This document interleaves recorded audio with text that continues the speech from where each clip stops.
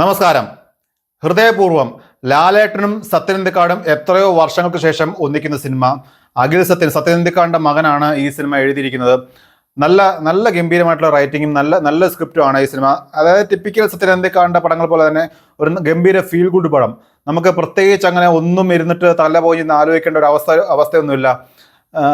നോർമലായിട്ട് പോയിട്ട് വളരെ ഫ്രീ ആയിട്ട് ഈ പറഞ്ഞ മൈൻഡ് ഫ്രീ ആയിട്ട് കണ്ടിട്ട് വരാൻ പറ്റുന്ന ഒരു സിനിമയായിട്ടാണ് എനിക്ക് പേഴ്സണലി ഈ സിനിമ തോന്നിയിട്ടുള്ളത്. വലിയ തല പുകഞ്ഞിരുന്ന് ആലോചിക്കേണ്ട കഥയോ കാര്യങ്ങളോ ഒന്നും തന്നെ ഇല്ല. ഒരു ചെറിയൊരു സംഭവം അതിനെ ഇങ്ങനെ മനോഹരമായിട്ട് ഇങ്ങനെ എടുത്തു വെച്ചിരിക്കുകയാണ്. അതിൽ ലാലേട്ടൻ്റെ പെർഫോമൻസ് അദ്ദേഹം ആസ് ഓൾവേസ് അദ്ദേഹം ഗംഭീരമായിട്ട് തന്നെ ചെയ്തിട്ടുണ്ട്. അതുപോലെ സംഗീത് പ്രതാപും ലാലേട്ടനും തമ്മിലുള്ള കോമ്പിനേഷൻസ് എല്ലാം തന്നെ കിടലായിരുന്നു. അവർ തമ്മിലുള്ള ആ ഒരു ബോണ്ടിങ് കാണിക്കുന്നതും, അതായത് സംഗീത് പ്രതാപും ലാലേട്ടനൊപ്പം തന്നെ കിടലായിട്ട് തന്നെ ചെയ്തിട്ടുണ്ട്. ശരിക്കും അവർ തമ്മിലുള്ള റിലേഷൻഷിപ്പ് എന്നൊക്കെ അവിടെ ഫീൽ ചെയ്യുന്നുണ്ട്. അതുപോലെ ഇതിനകത്ത് സിദ്ദിഖിക്ക പാളിപ്പോയതായിട്ടാണ് എനിക്ക് പേഴ്സണലി തോന്നിയിട്ടുള്ളത്. കാരണം അദ്ദേഹം ഒട്ടുമിക്ക കഥാപാത്രങ്ങളെ ഗംഭീരമായിട്ട് ചെയ്യുന്നതാണ്. കോമഡി അദ്ദേഹത്തിന് വഴങ്ങത്തില്ല എന്നാണ് എനിക്ക് തോന്നുന്നത്. കാരണം ഇതിനു മുമ്പ് നെയ്യാറ്റിൻകര ഗോപൻ്റെ ആറാട്ടം എന്ന് പറയുന്ന സിനിമയ്ക്ക് അത് സിദ്ദിഖിക്ക ഒരു കോമഡി പോലൊരു പോലീസുകാരെ ചെയ്തിട്ടുണ്ടായിരുന്നു. അതിനകത്തും ആ സിനിമ തന്നെ മൊത്തത്തിൽ മോശമായിരുന്നു. അതുകൂടാതെ ഇദ്ദേഹത്തിൻ്റെ അഭിനയം അതിനകത്ത് ചെയ്തു വെച്ചിരിക്കുന്നത് ഒരുമാതിരി ആർട്ടിഫിഷ്യാലിറ്റി ആയിട്ട് തോന്നുന്ന പോലുണ്ട്. അതുപോലെ തന്നെയാണ് ഇതിനകത്തും ഈ പറയുന്ന ഈ ഒരു ക്യാരക്ടർ അദ്ദേഹത്തിനെ കൊണ്ട് ചെയ്യാൻ പറ്റുന്നില്ല എന്നൊരു തോന്നൽ എനിക്ക് പേഴ്സണലി ഉണ്ടായിട്ടുണ്ട്. അദ്ദേഹം കോമഡി പറയുന്ന കാര്യങ്ങളൊന്നും തന്നെ പ്രത്യേകിച്ച് നമുക്കങ്ങോട്ട് അങ്ങോട്ട് ഒന്ന് രസിപ്പിക്കാനായിട്ട് പറ്റുന്നില്ല. ഈ പറയുന്ന ഇടയ്ക്ക് വന്ന് ഒരു ചായ കുടിക്കാം എന്ന് ഇടയ്ക്കൊക്കെ വന്ന് പുള്ളി പറയുന്നുണ്ട്. അതൊന്നും എനിക്ക് അത്ര ഒരു ഇമ്പ്രസീവ് ആയിട്ടുള്ള പെർഫോമൻസ് ആയിട്ട് തോന്നിയിട്ടില്ല.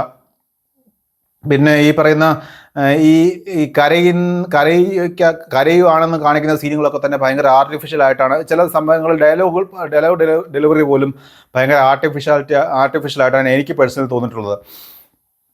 പിന്നെ ഇതിനകത്ത് മറ്റൊരു ചെറിയൊരു ഇതായിട്ട് തോന്നിയിട്ടുള്ളത് മാളവിക മോഹനാണ്. മാളവിക മോഹന് ചില ഏരിയാസിൽ അവർ നന്നായിട്ട് തന്നെ ചെയ്തിട്ടുണ്ട്. പക്ഷെ ചില സമയങ്ങളിൽ ചിലയിടത്ത് വരുന്ന സമയത്ത് ഈ ഇൻ്റർവ്യൂവിനകത്ത് എന്നിട്ട് സംസാരിക്കുന്ന ഒരു ടിപ്പിക്കൽ ഒരു മാളവിക മോഹൻ ഉണ്ടല്ലോ, അതേപോലത്തെ ചില മാനറിസംസ് ആണ് അവർ ഇതിനകത്ത് കാണിച്ചിട്ടുള്ളത്.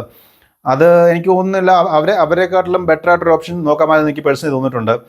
അവർ അത്ര അങ്ങോട്ട് സ്യൂട്ടായിട്ട് ചെയ്തിട്ടുണ്ട്, നന്നായിട്ട് ചെയ്തിട്ടുണ്ട്. പക്ഷെ ഒരു പൂർണ്ണതയിലേക്ക് എത്തിയതായിട്ട് എനിക്ക് പേഴ്സണലി തോന്നിയിട്ടില്ല. അതുപോലെ പഴയകാല നടി സംഗീതയുണ്ട്. സംഗീതയും അവർക്കും ഇടയ്ക്കൊക്കെ ചില കോമഡി ഡയലോഗൊക്കെ ഉണ്ട്.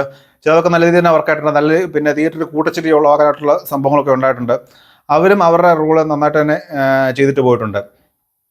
അതുപോലെ ബാബുരാജ് വരുന്നുണ്ട്. ബാബുരാജും 1-2 സീൻസിലേ ഉള്ളൂ. അദ്ദേഹം നന്നായിട്ട് തന്നെ ചെയ്തിട്ടുണ്ട്. ഹൃദയപൂർവ്വം എന്നൊരു പേര് ഈ സിനിമയ്ക്ക് പൂർണ്ണമായിട്ടും സ്യൂട്ടബിൾ ആണ്. ആ ഹൃദയത്തെ ചുറ്റിപ്പറ്റി തന്നെയാണ് ഈ സിനിമ മുന്നോട്ട് പോകുന്നത്. അതെന്താണ് കാര്യങ്ങൾ എന്നൊക്കെ നിങ്ങൾ സിനിമ പോയിട്ട് കാണുക. എന്തായാലും നല്ലൊരു സമാധാനം തോന്നിപ്പിക്കുന്ന ഒരു സിനിമയായിട്ടാണ് എനിക്ക് പേഴ്സണലി ഹൃദയപൂർവ്വം എന്നുള്ള സിനിമ തോന്നിയിട്ടുള്ളത്. അതുപോലെ ഇതിനകത്ത് റൈറ്റിങ്സിനകത്ത് 1-2 ഫ്ലോസ് എനിക്ക് തോന്നിയിട്ടുണ്ട്. ഒന്നെന്ന് പറയുന്നത്, ഈ കല്യാണ മണ്ഡപത്തിൽ നിന്ന് താലി കെട്ടാതിരിക്കുക കല്യാണ മണ്ഡപത്തിൽ നിന്ന് ഒളിച്ചോടി പോയിട്ട് പിന്നീട് ആ ഒരു സ്ത്രീയുമായിട്ടുള്ള വീഡിയോ കോളും സംഭാഷണങ്ങളെല്ലാം കാണിക്കുന്നുണ്ട്. വളരെ നോർമലൈസ് ചെയ്തിട്ട് അതൊന്നും ഒരു കുറ്റമേ അല്ല എന്നുള്ള രീതിയിലാണ് അത് കാണിക്കുന്നത്. അവിടെ ഈ പറയുന്ന മാളവിക മോഹൻ്റെ ഹരിത എന്ന് പറയുന്ന ക്യാരക്ടറിൻ്റെ പെർഫോമൻസും വളരെയധികം എനിക്കൊട്ടും അങ്ങോട്ട് ഈ കാലഘട്ടത്തിന് അനുയോജ്യമായിട്ടുള്ള രീതിയിലാണ് അവർ ആ ഒരു സംഭാഷണ രംഗങ്ങളും മറ്റു കാര്യങ്ങളെല്ലാം എടുത്തു വെച്ചിരിക്കുന്നത് എനിക്ക് പേഴ്സണലി തോന്നിയിട്ടില്ല.